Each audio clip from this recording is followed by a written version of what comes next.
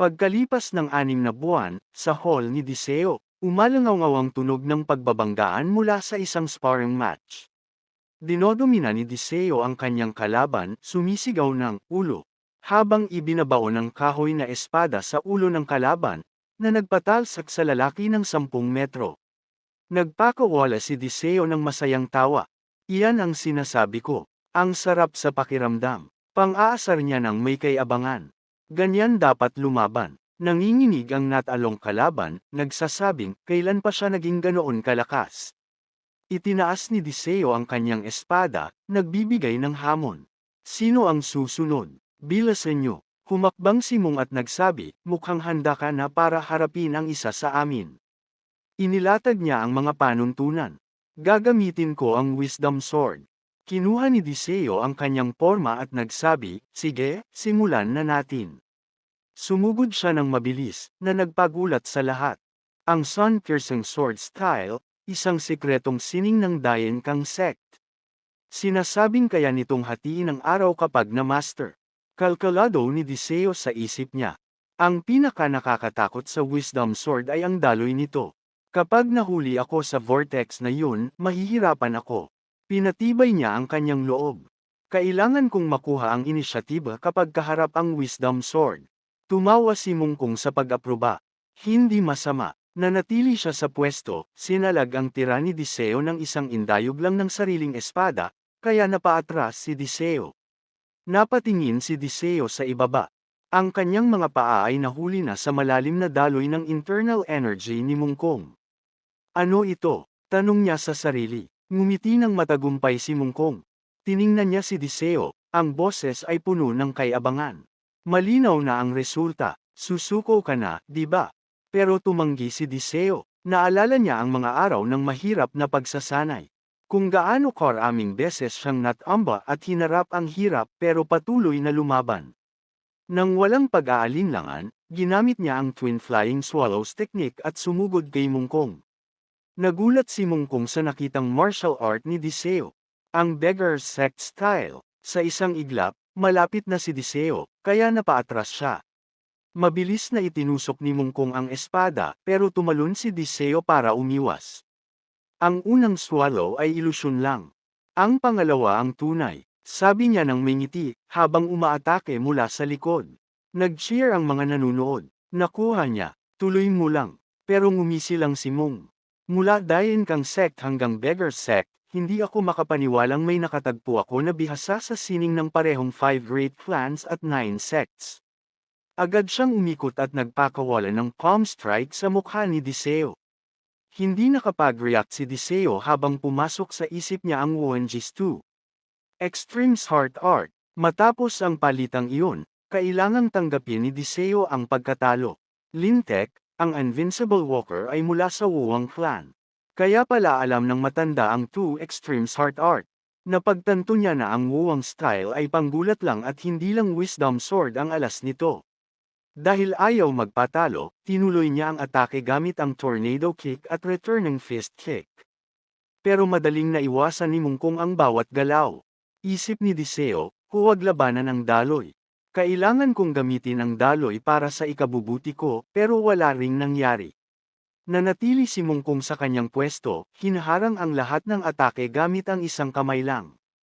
Pero sa susunod na sandali, sumugod si Diseo gamit ang kanyang espada, kaya napasandal si Mungkong para umiwas. Nagulat ang matanda, nakikilala ang Sun Shooting Sword technique. Nakakita ng butas, nagpakawala si Diseo ng mataas na sipa. Mabilis na itinaas ni Mungkong ang magkabilang kamay sa dibdib para dumpensa. Nagtatanong sa sarili, ito ba ang Tornado Kick? Hindi, ito ang Returning Fist Kick. Ang lakas ng sipa ay nagpatamba sa kanya paatras. Bago pa man siya makabawi, hinarap na ni Mungkong ang walang humpay na atake ni Diseo, kaya napilitan siyang gamitin ang kahoy na espada para sa malag. Ngumisi si Diseo. Sa reaksyon niya, mukhang may talab ito. Nagtaka si Manhang, nakatagong sandata. Saan galing yun? Hindi nag-aksaya ng oras si Diseo at gumamit ng smoke screen na bumulag kay Manhang. Pang-aasar niya, hindi ba't sabi niyo ayos lang ang madayang laro basta manalo? Nagagalit ka na ba? Namula ang mukha ni Mungkong sa galit. Batang ito, sumugod siya, itinataas ang espada para ihataw sa ulo ni Diseo, pero may determinasyon sa mga mata ni Diseo. Perfect, isip niya. Pinilit ko siyang magmadali sa bawat galaw. Sumugod siya, inilabas ang dalawang daliri, iniisip na, ito na ang pagkakataon ko. Biglang nagsalita si Mungkong. Masyado ka pang maaga ng 100 taon. Nagulat si Diseo. Sa sandaling iyon, isang malakas na daloy ng internal energy ang sumabog na nagpalubog sa kanya. Sinubukan niyang pigilin ang hininga, ano ito? Ngayon lang ako nakakita ng ganitong martial art. Tiningnan niya si Mungkong na itinataas ang espada, pero hindi pa rin mabasa ni Diseo ang atake. Nang walang pag-aalinlangan, ibinagsak ni Mungkong ang espada ng may buong lakas. Tinanggap ni Diseo ang tama, nahilo at nagkaroon ng malaking bukol sa ulo bago nawalan ng malay. Bumubulong pa siya ng, ulo ko na naman. Mukhang pagod na pagod din ang matanda matapos siyang mapatamba. Napabuntong hininga ito ng relief, tinitingnan ang espada sa kamay at iniisip na, hindi ko akalaing gagamitin ko agad ang bagong Thornhue sword na ito. Habang nakikita siyang walang malay sa sahig, hindi niya mapigil ang purihin ang progreso nito matapos ang 6 na buwan. Kahanga-hanga talaga, hindi sigurado kung narinig ni Diseo ang papuri ni Mungkong pero isa nga siyang malakas at hindi matensyang demonyo. Mahirap isipin kung ano ang kahihinatnan niya sa loob ng 2 taon. Sa ibang dako, ang mga katulong ni Diseo ay abala sa kanilang mga trabaho. Si Hona ay nagsusuri ng mga ledger. Si Shuang Nan ay nakatutok sa paggawa ng gamot, at si Lian Yen ay malalim sa pananaliksik para tulungan si Namgang Jan. Samantalang si Diseo ay patuloy sa paspusang pagsasanay, anuman ang lagay ng panahon. Sa loob ng isang napakalaking kastilyo, may boses na umalangaw-ngaw. Sa wakas, lumipas na ang 2 taon. Matagal ko nang hinihintay ang laban na ito. Boses iyon ni Namgang Jan. Bumukas ang pinto at magalang siyang yumuko sa figurang nakaupo. Maingat na nagsalita ang pangalawang batang Panginoon. Nandito po ang inyong anak para humingi ng pahintulot sa isang duel. Ang lalaki sa harap niya ay walang iba, kundi si Namgang Han. Ipinatong niya ang baba sa kamay at sumagot, naaalala ko na binigyan na kita ng pahintulot noon pa. Agad na nagpaliwanag si Namgang Jan, nabalitaan ko po na natapos na ng aking nakababatang kapatid ang kanyang pagsasanay ngayong araw.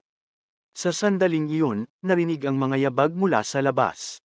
Nagpatuloy si Namgang Han, kung ganoon, mas mabuting kumilos ka na ng mabilis. Bago pa siya makatapos, may biglang pumasok at sumigaw ng malakas, Ama! Nang makita siya, nagsalita si Namgang Jan. Alam kong darating ka, aking adeng. Ikaw nga, Namgang Son. Sumagot ito, anong sorpresa? Hindi ko inaasahang hinahanap mo na pala ako. Dagdag ni Namgang Jan, plano ko talaga, pero gusto ko sanang maghintay pa ng kaunti. May problema ba, adeng? Bakit ka napunta rito sa halip na ako ang hanapin mo? Tumawa ng masaya si Namgang. Mukhang walang nakakalusot sa iyo, kuya. Ipinatong ni Namgang ang kamay sa kanyang balikat, pinisil ito ng mahigpit habang nagsasalita sa sarkastikong tono. Dahil mukhang relax ka, tila naging mabunga ang panahon ng pagbubukod mo. Matigas na sumagot si Namgang, syempre naman.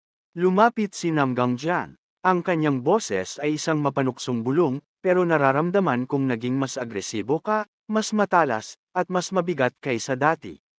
Tila isang blade, gulok, ang hawak mo, hindi espada. Tinamaan ang damdamin ni Namgang Son, kaya natigilan siya at naging nauuto. Paano mo nalaman? Pagpapatuloy ni Namgang Jan. Hindi ba tungkulin ng isang kuya na intindihin ang mga nagawa ng kanyang adeng? Sa kabila ng mga panunukso, nanatiling kalmado si Namgang. Akmang bubunutin na niya ang kanyang espada, pero mahinahong nagsabi, "Atras muna ako ngayon." Mukhang nauna ka rito. Tumawa ng masaya si Namgang Jo. Salamat, adeng, dagdag pa niya.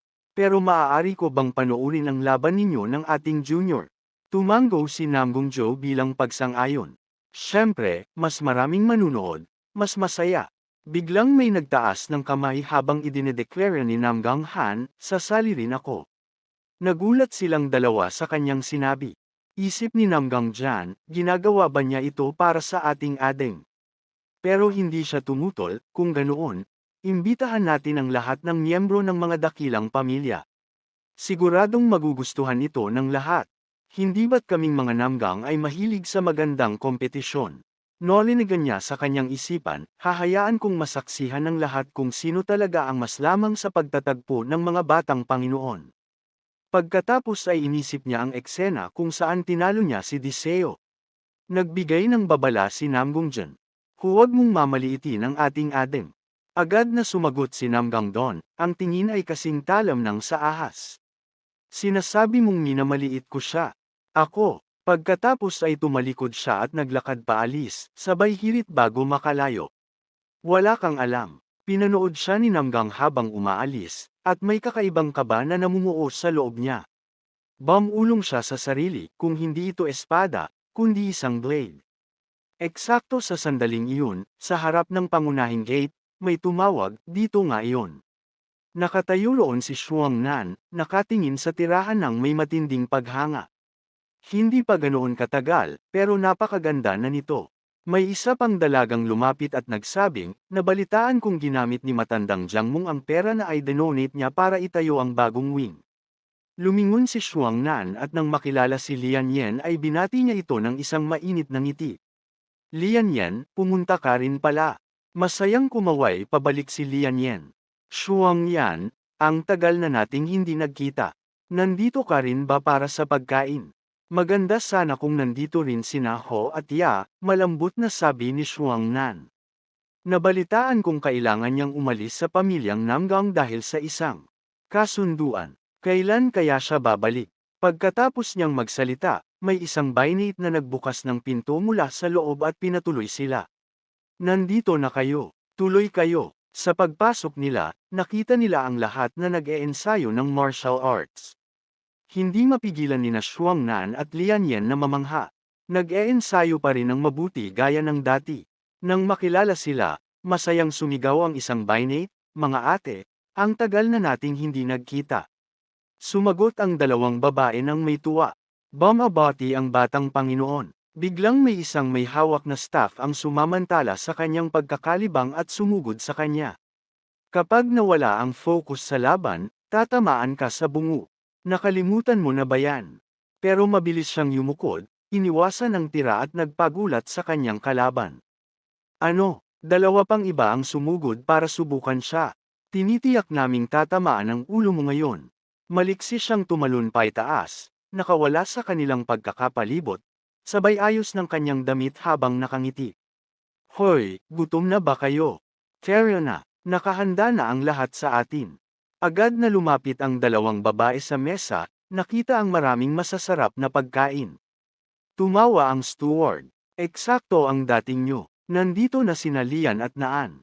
Ang tagal na rin, pero sariwa pa sa alaala ko ang mga araw na yon. Ninamnam ng dalawa ang pagkain, sabay puri sa kanya. Talagang nararapat sa iyo ang titulong steward. Naaalala ko rin yung mga panahong yun. Ang saya nating kumain ng sabay-sabay noon.